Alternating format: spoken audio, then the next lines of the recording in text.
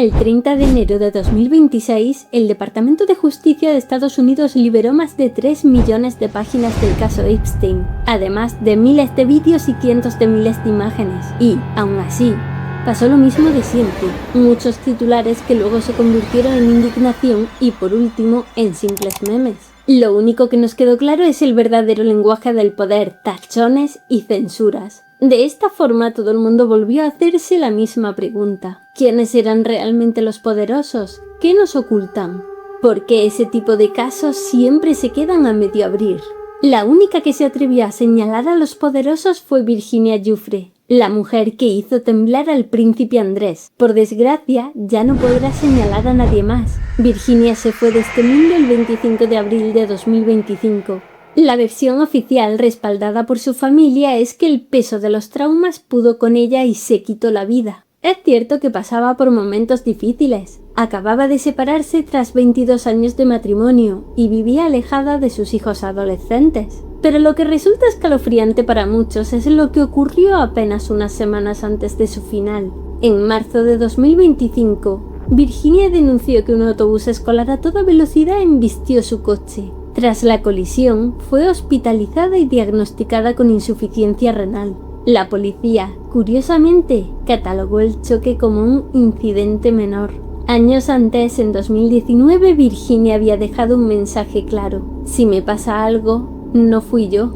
Demasiadas casualidades y sombras rodeando a la mujer que más incomodaba a los intocables. Y cuando una historia se queda sin juicio, sin cierre y con esos implicados poderosos aún en la calle, la gente intenta hacer justicia, pero con su propia mente. Juega al detective, a ser Sherlock Holmes. Por eso regresan las teorías, los nombres y las distracciones. Desde celebridades que lo sabían todo, hasta muertes conectadas tratando de encontrar una explicación. Pero hoy no vengo a contarte teorías. Vengo a hablarte de una película de 1975. Una cinta tan extrema, tan censurada, que muchos aseguran que no es ficción, sino un manual de cómo operan las élites a puerta cerrada. Si quieres saber por qué la pesadilla de Jeffrey Epstein se compara con la última obra de Pasolini, quédate que te lo cuento. La película da comienzo en el año 1945, en el norte de Italia, en los últimos días de la República Fascista de Salò. Allí, en un palacio en ruinas, 4 hombres toman y ejercen el poder absoluto sobre un grupo de jóvenes. No son hombres cualquiera, son arquetipos vivientes del poder cuando está completamente corrompido. Tenemos al presidente, que representa al Estado y la ley torcida a su antojo; al duque, símbolo de una nobleza podrida y ociosa; a Monseñor, el guardián hipócrita de la fe; y al obispo, un sacerdote entregado a placeres oscuros. Si lo piensas bien, esta es exactamente la misma estructura que sustentaba la red de Jeffrey Epstein. Particularmente yo relaciono a Epstein con el duque. Por su inmensa fortuna y su estatus de intocable, él representaría a la nobleza intocable de nuestro tiempo. Un hombre aburrido de tenerlo todo, que solo encuentra estímulo cruzando los límites de la moralidad. Dejo en tus manos la tarea de relacionar al resto con personas de la vida real. Ahora que sabemos por los documentos que por la isla volaban y operaban expresidentes, grandes empresarios tecnológicos y altas esferas internacionales, es fácil ponerles cara en la vida real a este presidente, a este monseñor y a este obispo. En Salò, como en la vida real, el mal absoluto nunca opera solo. Necesita cómplices muy poderosos. Los 4 se reúnen alrededor de una mesa y firman su reglamento. Un documento que lo declara todo de forma fría y oficial. Los jóvenes secuestrados son ahora fallecidos para el mundo exterior, oficialmente muertos. Son seres sin derechos, sin escapatoria, sin nadie que los busque. Lo que el filósofo italiano Giorgio Agamben llama nuda vida. Pero firmar un papel no es suficiente para blindar un secreto tan oscuro. Para asegurarse de que ninguno de los 4 hablará jamás, sellan su alianza de una forma retorcida, mediante matrimonios cruzados. La hija del duque se casa con el presidente, la del presidente con el obispo, la del obispo con Monseñor y la de Monseñor con el duque. Un círculo cerrado de sangre y secreto que convierte a sus propias familias en rehenes obligados a guardar silencio.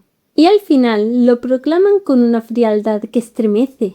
Todo es mejor cuando es excesivo. Si esto te suena familiar, es porque lo es. La red de Epstein funcionaba exactamente igual. Vuelos compartidos, favores mutuos, todos implicados y todos con demasiado que perder si hablaban. Pero Epstein no cruzaba a sus familias para asegurarse el silencio. Él usaba algo más efectivo, el chantaje. Se sabe que en todas sus propiedades, desde la mansión de Nueva York hasta la isla, había infinidad de cámaras ocultas grabando cada rincón, incluso en los baños. Registraba los excesos de sus invitados más ilustres para asegurarse de que nadie jamás se atreviera a delatarle. Una táctica de extorsión tan precisa que muchos investigadores apuntan a que la aprendió directamente de sus supuestos vínculos con el Mossad, la inteligencia israelí. A continuación, los 4 van al sótano, donde tienen retenidos a casi una veintena de jóvenes para hacer la selección de los afortunados. Empiezan por los chicos. Los observan de pies a cabeza como si fuesen mercancía. A 2 les ordenan quitarse toda la ropa ahí mismo, para revisar cada rincón de sus cuerpos, sin pudor y sin humanidad. Luego las chicas. Una entra, parece perfecta, al duque le gusta, hasta que se fija en un detalle mínimo. Le falta un diente. Su cara cambia, se enfurece, la descarta como quien rechaza un objeto defectuoso. Y esta selección es justo lo que me recuerda a Epstein, a esa forma de despojar a las personas de su humanidad para convertirlas en un catálogo a disposición del poder. En los correos y documentos desclasificados vemos la misma frialdad. Epstein y Ghislaine no hablaban de personas, hablaban de requisitos. Se cruzaban mensajes detallando características físicas, rubias, altas, y se preguntaban entre sí qué edad tienen. Incluso organizaban las visitas de las jóvenes en función de sus horarios de instituto. Se referían a ellas directamente como las estudiantes, una prueba descarada de que sabían perfectamente a quienes estaban reclutando. También está documentado por los testimonios oficiales de los detectives de Palm Beach que las chicas serán reclutadas en sus propios colegios o en sus trabajos. Llegaban engañadas con la promesa de dar un simple masaje por $200, pero la palabra masaje era en realidad su código interno para referirse a otra cosa. Una vez cruzaban la puerta de la mansión, se encontraban en un escenario donde les exigían desnudarse y cruzar límites que jamás habían aceptado. Y el infierno no acababa ahí. Muchas de esas estudiantes terminaban volando a la isla privada y paradisíaca Little St. James para satisfacer al depravado multimillonario y a sus poderosos invitados. Ahí está la clave que Saló nos enseña. No habló de un hombre aislado, habló de una red. Y una red solo funciona cuando el silencio está garantizado y las víctimas se cosifican, es decir, cuando son convertidas en cosa, en pura mercancía. Después de descartar a la chica del diente, entra otra diferente. Está rota, entra llorando desconsolada porque acaba de ver cómo le arrebataban la vida a su madre durante el secuestro. Una persona normal sentiría empatía o culpa, pero al duque y a sus amigos les encanta lo que está pasando. Ver ese dolor puro, ese trauma fresco en la mirada de la chica les causa un placer retorcido. Ya no buscan solo belleza física, buscan vulnerabilidad. El sufrimiento se convierte en su mayor afrodisíaco y precisamente por eso ella es elegida al instante. A esta perversión ante la vida se le llama sadismo. Y es una palabra que viene muy a cuento, porque hace más de 200 años hubo un hombre al que llamaban el Marqués de Sade, y era conocido por ser un libertino. De su nombre vienen las palabras sádico y sadismo, pero Sade también es conocido como escritor, y precisamente uno de los libros que escribió, Los 120 días de Sodoma, fue adaptado libremente por Pasolini como la peli de la que te estoy hablando. Con la lista definitiva cerrada, suben a los 18 jóvenes elegidos a la parte trasera de unos camiones militares para emprender el viaje al castillo. En medio de la desesperación, uno de los chicos intenta escapar, pero no da ni 3 pasos cuando un soldado levanta su arma y lo acribilla a la vista de todos. El mensaje cala de inmediato. No hay vuelta atrás, ni hay misericordia. Y el que intente salir del sistema es silenciado para siempre. De esta forma, al resto de los jóvenes les queda claro que cualquier esperanza de escape acaba de morir en ese patio. Durante años, las cosas marcharon exactamente como Jeffrey y Ghislaine lo habían diseñado. Eran intocables. Pero en marzo de 2005, una mujer llamó a la jefatura de policía de Palm Beach, Florida. Era la madrastra de una niña de 14 años a la que un profesor le encontró $300 en efectivo dentro del bolso. Esto hizo que el profesor decidiese llamar a los padres. A raíz de esa llamada arrancó una investigación local liderada por el jefe de policía Michael Ryder. Y el tipo hizo su trabajo, reunió 34 testimonios, 17 testigos y pruebas suficientes para pensar que esto era un caso cerrado. Pero Ryder no sabía contra quién se estaba enfrentando. Cuando la policía fue a registrar la mansión de Epstein en octubre de 2005, ¡sorpresa! Todo estaba impecable, limpio. Alguien desde muy arriba le había avisado para que se preparara. Las pruebas habían desaparecido. Aún así, Michael no se rindió. Pidió ayuda a las autoridades estatales. ¿Y qué hicieron estas? Desecharon prácticamente todo. Solo escucharon a 2 víctimas y encima minimizaron los hechos diciendo que Epstein solo había solicitado los servicios, pero que nunca se había consumado nada. Y entonces llegó el golpe final. El fiscal Alexander Acosta. Acosta le ofreció a Epstein un acuerdo que hoy se estudia como el mayor escándalo judicial de Estados Unidos. Un pacto que no solo le protegía a él de cargos federales graves, sino que otorgaba inmunidad a todos sus cómplices bajo un manto de secretismo absoluto. La condena, 18 meses, pero llamarlo prisión es un insulto. Era más bien un retiro casi espiritual. A Epstein se le permitía salir de la cárcel 12 horas al día, 6 días a la semana para ir a su oficina. Tenía chofer privado y una celda sin candado, abierta para recibir visitas con todas las comodidades. Era la cárcel como un hotel y no como el lugar de castigo que debía ser para alguien como él. Y de esos 18 meses, solo cumplió 13. El resto lo pasó en arresto domiciliario, viajando tranquilamente en su jet privado. Fue una burla, porque como en la República de Saló, el mensaje estaba clarísimo. La ley no se aplica a los amos del castillo. Se especula, y con razón, que los inmensos poderes que lo protegían movieron todos los hilos necesarios para que esto sucediera exactamente así.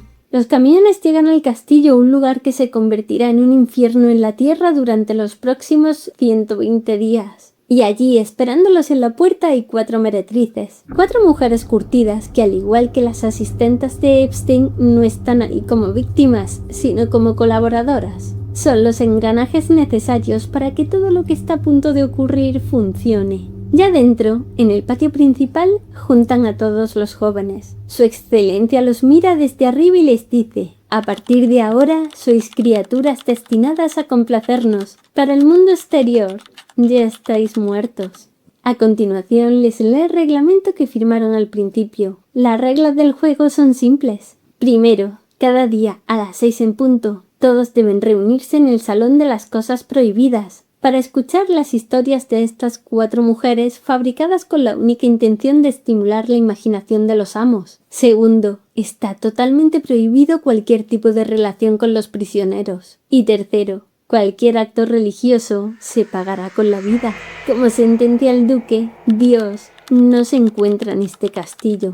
Al día siguiente, Bakari, una de las 4 meretrices, toma la palabra mientras otra toca el piano de fondo. Con voz ronca y sin ningún tipo de reparo, cuenta cómo un profesor se aprovechó de ella cuando era solo una niña. El señor presidente le exige que no omita ningún detalle, especialmente los más íntimos y perturbadores. Solo así volará vuestra imaginación, insiste. Monseñor no puede esperar más. La historia de Bakari lo agita tanto que arrastra a uno de los prisioneros a un cuarto privado.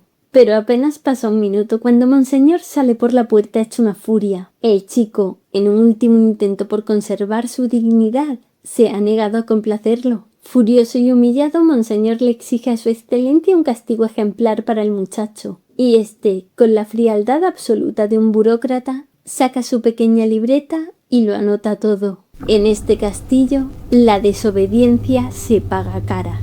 Esa libreta y esa rabia contra el que no obedece nos lleva directos a otra parte oscura del caso Epstein, porque en su red, ser desobediente también tenía un precio.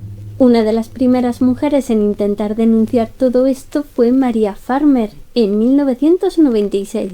En una entrevista contó cómo la propia Ghislaine la llamó para amenazarla.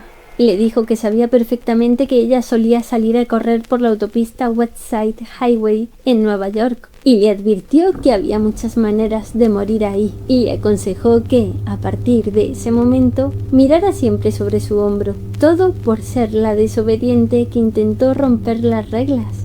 Esto de la autopista me recuerda a Virginia Giuffre y al accidente, por no llamarlo de otro modo, que tuvo semanas antes de su muerte.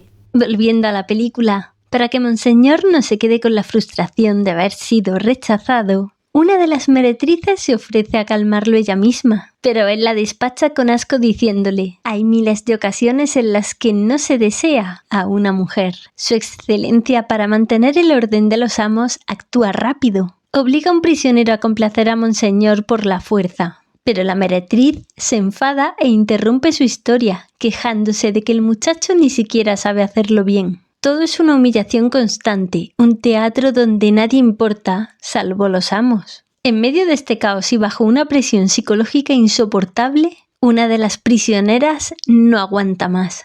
Corre hacia una ventana e intenta lanzarse para acabar con todo, pero los soldados son rápidos, la atrapan y la arrastran de vuelta. Llega la hora de la cena y las propias hijas de los 4 amos son obligadas a hacer de camareras sirviendo las mesas. De repente, un soldado hace caer a una de ellas y fuerza un encuentro sexual. En cualquier otro lugar un padre saltaría a defenderla, pero esto es salud.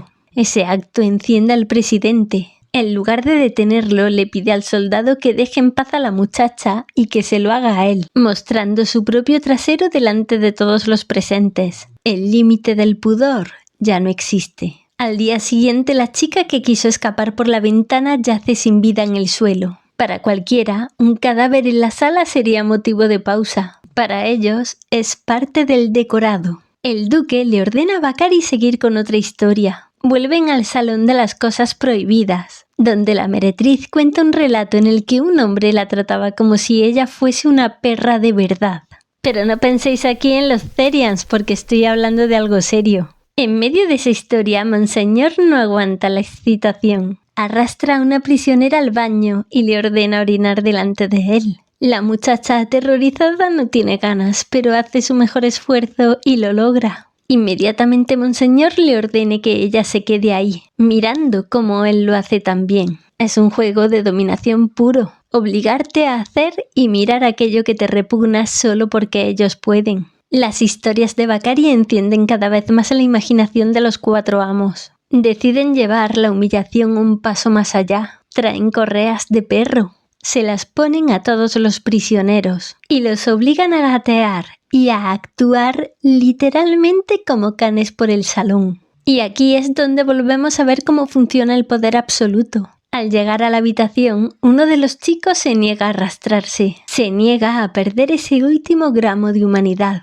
La respuesta de su excelencia lo castiga a latigazos hasta dejarlo completamente inconsciente en el suelo. Después, asistimos a una de las escenas visualmente más horribles y descorazonadoras de toda la película. Para remarcar que ya no son humanos, su excelencia coge un pedazo de pan, lo llena de clavos y obliga a una de las prisioneras a comérselo, el hambre y el dolor fusionados en un solo bocado. Cuando ves esto, entiendes por qué Saló es un reflejo de la podredumbre de las élites. Ya no se trata de placer físico. Llega un punto en el que estos hombres tienen tanto dinero y tanto poder que el sexo les aburre. Lo que buscan es romper el espíritu de la otra persona porque es lo único que aún no han conseguido. O lo que los puede distinguir de los demás aún más que el dinero. Demostrar que pueden hacer que te arrastres por el suelo o que te tragues clavos. Simplemente porque ellos dictan las reglas del mundo.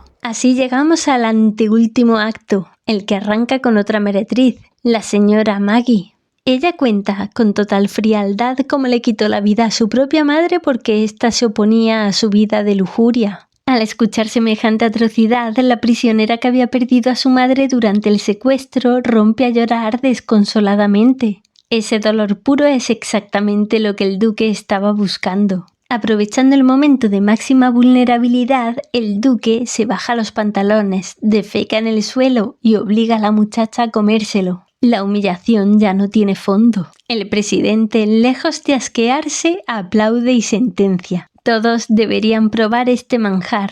Esa misma noche él en persona ronda los dormitorios. Quiere que los excrementos sean frescos, así que prohíbe evacuar hasta la cena. Al pasar revista ve que una chica y un chico no han podido aguantarse. Inmediatamente saca su pequeña libreta y anota sus nombres para castigarlos después.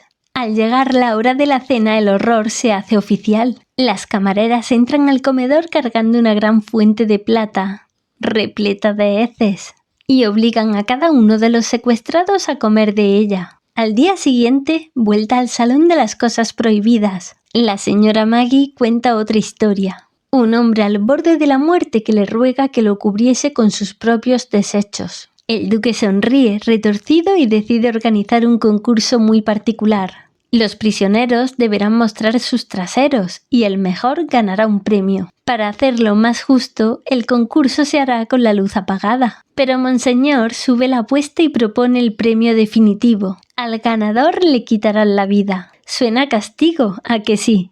Pero para estos chicos, la muerte ya no es un castigo, es la única liberación. El elegido resulta ser un muchacho. Al oír que lo van a ejecutar, su rostro se ilumina con una expresión de alivio genuino. Por fin se acaba la pesadilla. El soldado se acerca en la penumbra, le apoya el cañón en la cabeza y aprieta el gatillo. Clic. La pistola no tenía balas. Todo era un engaño. Una burla macabra para darle la última gota de esperanza y luego arrancársela para seguir atormentándolo en vida. Lo desvivieron oficialmente ante la ley, pero lo mantienen vivo. Ese disparo vacío, esa falsa esperanza. Si lo piensas, es exactamente lo que hace el sistema judicial cuando el poder está por medio. Las víctimas del caso Epstein sintieron ese mismo clic cuando el FBI entró en la mansión y parecía que por fin habría justicia, para ver luego cómo un fiscal cerraba un acuerdo en secreto y le dejaban libre.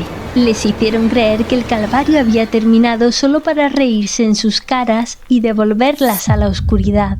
Y llegamos al último acto, que empieza con una boda grotesca. El duque, su excelencia y el presidente se casan con 3 de sus soldados en una ceremonia blasfema donde Monseñor hace de obispo, bendiciendo el circo con toda la solemnidad del mundo. La perversión del sacramento más sagrado convertido en un espectáculo de poder y obscenidad. Y aunque Monseñor no se casa, no desaprovecha la noche. Antes de que acabe la celebración, ya se ha llevado a uno de los soldados a su cuarto solo para él. Esa noche, Monseñor ronda los dormitorios como una sombra. Y aquí es donde Saló muestra algo tan humano como devastador. Lo que el miedo hace con las personas. Un prisionero anotado en la libreta de castigos lo ve venir y, desesperado por salvarse, le ofrece un secreto a cambio de borrar su nombre. Le dice que una chica esconde una fotografía bajo la almohada. Monseñor va a buscarla, la arrastra, pero ella también juega la misma carta. A cambio de clemencia, delata a 2 prisioneras que mantienen relaciones prohibidas entre ellas. Monseñor las encuentra en pleno acto. Las chicas suplican, lloran y también delatan. Un soldado se acuesta cada noche con la criada negra del castillo.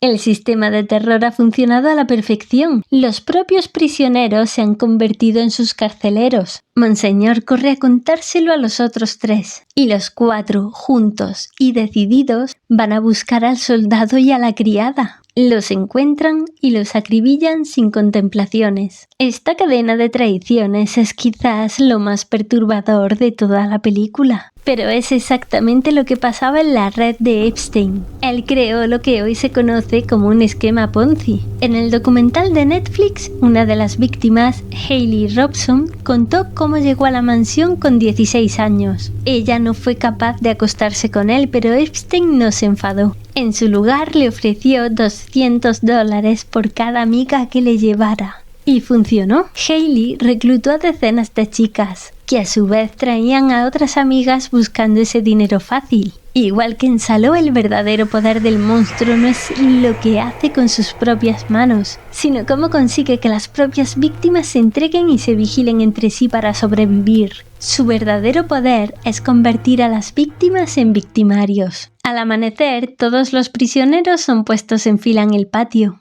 El duque lee en voz alta el nombre de los delatados, uno a uno, y a cada uno le colocan una cinta azul. Todos saben lo que significa. Los peores castigos los esperan. La señora Bakari arranca su última historia en el salón. Mientras tanto, los marcados con la cinta azul esperan su inevitable final sumergidos en una fuente de excrementos. El último círculo del infierno de Pasolini se cierra sobre ellos. La película termina con los 4 amos turnándose para asomarse a una ventana. Uno a uno, con prismáticos en mano, observan cómo sus soldados torturan y acaban con cada uno de los jóvenes marcados. Todo el mal que causan, visto desde arriba. La pianista, que ha sido testigo de todo desde el principio, ya no puede más. No aguanta un segundo más de complicidad y se lanza por la ventana. Y en el último plano de la película, 2 soldados bailan un vals tranquilo en una sala, serenos, indiferentes, como si el mundo fuera de esas paredes siguiera girando exactamente igual que siempre. Ellos también están deshumanizados y se convirtieron en solo herramientas. Pasolini no termina con sangre ni con gritos, termina con normalidad. Porque el verdadero horror no es el monstruo que ruge, sino el sistema que sigue funcionando después, el poder que sigue bailando cuando todo ha terminado. Y eso, desgraciadamente, es lo que más se parece a la historia real de Jeffrey Epstein, que, cuando el telón cayó, muchos de los que bailaban con él siguieron ahí fuera, sin castigo y bailando su propio vals. Pasolini murió poco tiempo después de que se estrenara Saló. Fue atropellado por su mismo automóvil y golpeado salvajemente. El presunto culpable se dedicaba a la prostitución masculina y tenía 17 años al momento del asesinato. Se declaró culpable, pero el relato de ese culpable no se mantenía. Parecía un chivo expiatorio. En 2015 dijo que fueron otras 3 personas las que mataron a Pasolini mientras le hacían observar todo, que lo amenazaron para que admitiera un asesinato que no cometió, como si fuera un personaje de Saló. Definitivamente había gente a la que incomodaba que Pasolini estrenara la peli. Pareciera que, cuando son poderosos, los culpables no son condenados, pero hay excepciones a la regla, como una persona que fue condenada y que, a diferencia de Epstein, no fue silenciada con una muerte misteriosa. Si quieres conocer la historia de la única persona condenada hasta la fecha por el caso Epstein, haz clic en el vídeo relacionado.